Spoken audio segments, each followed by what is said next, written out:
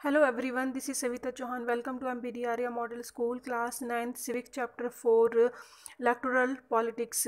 Previous video में student हमने पढ़ा था इलेक्शन कैंपेन. इस वीडियो में स्टूडेंट हम डिस्कस करेंगे polling and counting of votes. That means जब वोटर वोट्स डालते हैं उसके बाद फाइनली रिजल्ट निकालने के लिए जो काउंटिंग की जाती है उसे हम पोलिंग या फिर उसे हम वोटर क्या कहते हैं, उसे हम काउंटिंग ऑफ वोट्स कहते हैं. The final stage of an election is the day, यानी जो इलेक्शन का फाइनल डे होता है, जो जिस दिन डिक्लेयर किया जाता है कि आज जो है इलेक्शन जो वोट डालने का दिन है, एंड उसे हम क्या बोलेंगे, पोल कहेंगे या फिर वोटर कास्ट कहेंगे, दोनों में से कोई भी कह सकते हैं. यानी फाइनल स्टेज ऑफ इलेक्शन की फाइनल स्टेज कौन सी है? जब वोटर अपना वोट कास्ट करता है, डालता है. That day is usually called election day. इसे इलेक्शन डे भी कहा जाता है. Every person whose name on the voters list can go the near polling booth पे जाता है. जिसका वोटिंग लिस्ट पे जिसका नाम होता है वो कहाँ जाएगा? पोलिंग बूथ पे जाएगा.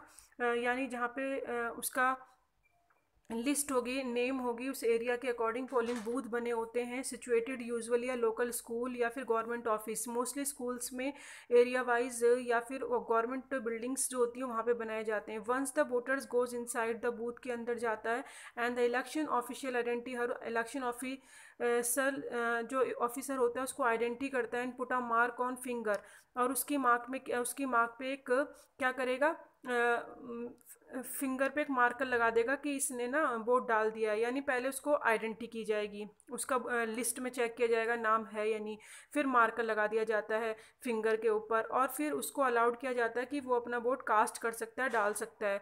N agent of each candidates is allowed to sit inside the polling booth, और बूथ के अंदर जो पार्टी के कुछ मेंबर उनको बैठने के लिए परमिशन होती है कि कहीं कोई गड़बड़ तो नहीं है. तो सेटिस्फाइड होने के लिए तो पार्टी के जो मेंबर हो सकते हैं, कैंडिडेट हो सकते हैं, वो बैठ सकते हैं. And ensure that voting take place in fair way, और वो देख सकते हैं कि जो फेयर तरीके से हो रहा है या नहीं हो रहा है इलेक्शन. तो ये आप स्टूडेंट जिस दिन इलेक्शन हो रहा होता है यानी वोट डाल रहे होते हैं लोग, उस दिन का एक सिस्टम बताया है कि किस तरीके से लोग वोट डालने के लिए जाते हैं, उसे क्या कहते हैं. और हर एरिया के अंदर ये पोलिंग बूथ लगाए होते हैं एरिया वाइज. कहीं भी आप जाके अपना वोट कास्ट नहीं कर सकते हो. जहाँ पे आपका नेम मेंशन किया गया उसी एरिया में आप वोट डाल सकते हैं आपकी कॉन्स्टिट्यूंसी के अकॉर्डिंग. हर कॉन्स्टिट्यूंसीज में बहुत सारे पोलिंग बूथ हो सकते हैं अलग अलग एरिया वाइज, जहाँ पे आपका नाम मेंशन होगा वोट डालने के लिए.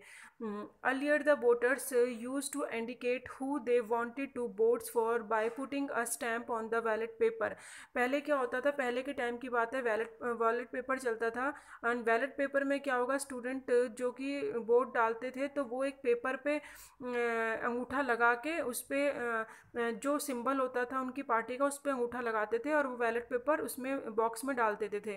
तो जो बैलेट पेपर होता था उसमें शीट ऑफ पेपर चाहिए होती है, उसमें नेम होता है कॉन्टेस्टिंग कैंडिडेट का जो इलेक्शन लड़ रहा है, और उसकी पार्टी का सिंबल होता है, उसकी पार्टी का नाम भी होता है और सिंबल होता है उस लिस्ट के अंदर जिसमें कि वो अंगूठा लगा के करता था. उसे वॉलेट पेपर कहते हैं.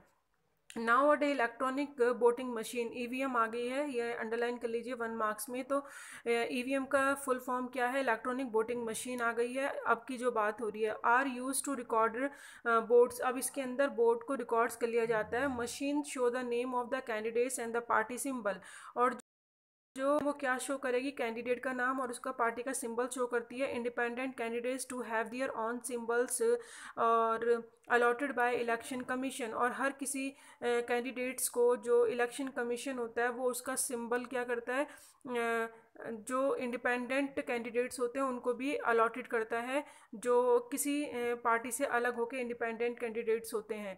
All the voters has to do is to press the button against the name of the candidates he wants to give her vote. और उस बटन को वो कैंडिडेट के बटन्स को वोटर क्या होते हैं दबा देते हैं जिस सिंबल या जिस पार्टी के सिंबल को वो वोट देना चाहते हैं. Once the polling is over, जब पोलिंग ओवर हो जाती है, all the EVMs are seal, सब ईवीएम्स को सील कर दिया जाता है. एंड टेकन टू आ, और उनको फिर एक जगह लेके जाया जाता है जहाँ पे उनको काउंटिंग किया जा सके, सिक्योर रखा जा सके.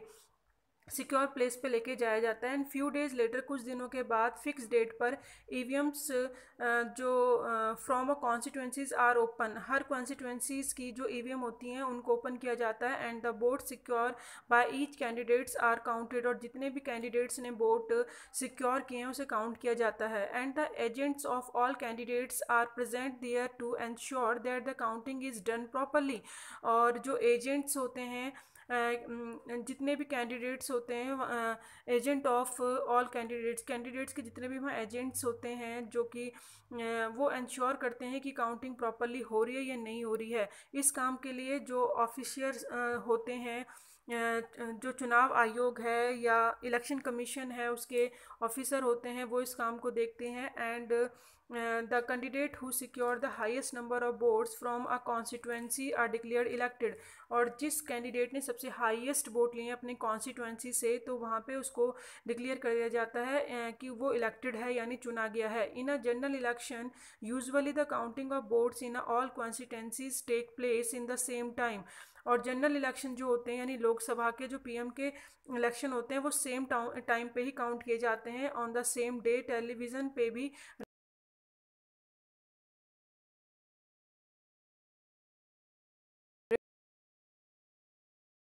जितने रिजल्ट होते हैं वो डिक्लेयर कर दिए जाते हैं, गवर्नमेंट कौन बनेगी।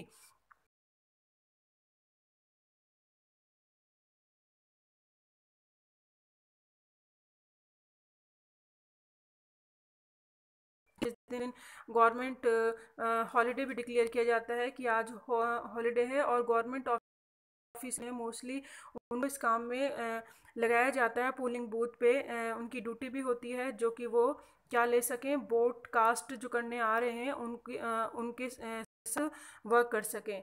तो इसके बाद आपके उसमें बुक में इसी पैराग्राफ में एक पेज दे रखा है प्रिंट का, are the elections too expensive of for our country. क्या इलेक्शन हमारी कंट्री में बहुत ज़्यादा कॉस्टली होते हैं? यस, क्योंकि बहुत सारी मनी स्पेंड की जाती है इलेक्शंस में। और एग्जांपल में देखें तो गवर्नमेंट ने 3,500 करोड़ जो लोकसभा के इलेक्शन 2014 में इन्वेस्ट किया था। 40% पर्सनल लिस्ट जो वर्क्स करते हैं आउट रुपीज़, यानी अब अगर हम देखें वोटर लिस्ट में नाम है एक पर्सन का, उस पर 40 रुपीज़ खर्च हुआ। The amount spent by party and candidate was more than. और जो पार्टी के कैंडिडेट्स होते हैं, जो पार्टीज़ होती है, वो भी ज़्यादा खर्च करती है गवर्नमेंट से। एंड अगर हम रफली स्पीकिंग करें तो जो खर्चा निकलता है गवर्नमेंट का, पार्टीज़ का, कैंडिडेट्स का, तीनों का मिला के 30 करोड़ निकला। और अगर एक पर्सन वोटर पे देखें कितना खर्च हुआ, 500 खर्च हुआ। तो ये हर कोई इलेक्शन का बर्डन नहीं देख सकता है, उठा सकता है। और जो ये इलेक्शन होते हैं बहुत बर्डन पड़ता है लोगों पे। और poor country can not afford hold election every 5 year. और पुअर जैसी कंट्रीज में तो हर 5 साल में इलेक्शन को खर्चा उठाना बहुत मुश्किल वाली बात होती है, बहुत ही ज़्यादा मुश्किल।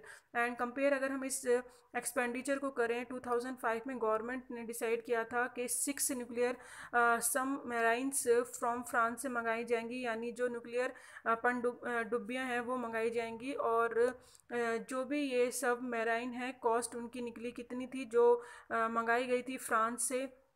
न्यूक्लियर जो पनडुब्बियाँ हैं ये 3,000 करोड़ की थी। और ऐसे ही दिल्ली में जो होस्ट किए गए थे कॉमनवेल्थ गेम्स 2010 में, एस्टिमेट उनकी कॉस्ट आई थी 20,000 करोड़। तो ये बहुत ज़्यादा एक्सपेंसिव पड़ता है इलेक्शन जो है। अगर आपसे पूछें are the election too expensive, yes. और इसमें ये भी पूछा आप अपने भी कुछ डिस्क्राइब दे सकते हैं, अपने व्यू भी दे सकते हैं। तो स्टूडेंट आज हमने पढ़ा पोलिंग काउंटिंग क्या होती है, और जो पोलिंग काउंटिंग का डे होता है वो